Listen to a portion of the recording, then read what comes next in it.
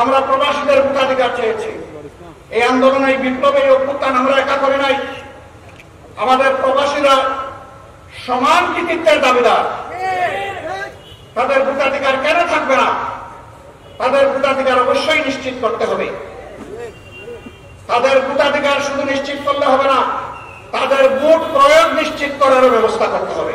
ওয়ালটন এখন দেশের সীমানা পেরিয়ে পৌঁছে গিয়েছে 50টিরও বেশি দেশে। ওয়ালটন, ঘরে ঘরে, বিশ্বজুড়ে। এগুলো কি আমাদের অন্যায় আবদার? এগুলো আমাদের যৌক্তিক দাবি। প্রবাসীর হাজার ধরনের বিড়ম্বনার শিকার হন। তার মূল কারণ হচ্ছে তাদের ভোটাধিকার নাই।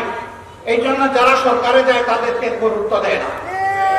একটা জায়গায় খুব সুন্দর করে গুরুত্ব দেয়, সেই জায়গা হলো প্রবাসীরা আমাদের ইংরেজ যোদ্ধা। আর বিদেশে হালকা ওজনের বড় লাগেজ নিয়ে যাওয়া হয়, আসার সময় আলহামদুলিল্লাহ ভারী লাগেজ নিয়ে আসা হয়। এই জায়গায় খুব ভালো গুরুত্ব দেওয়া হয়। আমি ছোট্ট একটা মানুষ, সারা দুনিয়া ঘুরাই, ছোট্ট একটা লাগেজ নিয়ে যাই।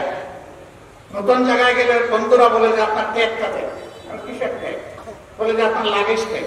আমি ভাই আমি নিজেই লাগেজ না দেন, আপনার কষ্ট হবে। আমি তাহলে এইটাই দিই।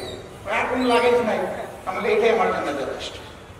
কেউ আমাকে একটা শার্ট দিতে চাইলে, একটা গেঞ্জি দিতে চাইলে, কোনো উপহার দিতে চাইলে আমি বলি আমার লাগেজ খুলে দেখেন, জায়গা থাকলে আপনি ঢুকাই দেন। আমার লাগেজে কোনো জায়গা নেই। আর আমি এখানে সম্পদের বোঝা বাড়াতে আসিনি। আমি এসেছি আমার গুনার বোঝা করা। আমি এসেছি আমার দেশ এবং জাতির পক্ষে কিছু দায়িত্ব পালন করতে। মেহরবানি করে এটা যারা পছন্দ করে তাদেরকে দেবেন, আমি এটার উপযুক্ত লোক নই। আমাদের এই প্রবাসীরা রাজনৈতিক নেতাদেরকে ওই সমস্ত দেশে গেলে কি পরিমাণ ভালোবাসে। এই রাজনৈতিক নেতারা যদি একবার বিবেক দিয়ে চিন্তা করতেন, তাহলে তাদের এত বিড়ম্বনা করানোর কোন প্রশ্নই হতো। বন্ধুরা, আমরা আপনাদেরকে জানাই দিচ্ছি আছি, এই দাবির পক্ষে আমরা মজবুত ভাবে আছি এবং ইনশাআল্লাহ এই দাবি আপনাদের পক্ষে আমরা আদায় করে ছাড়বো ইনশাআল্লাহ।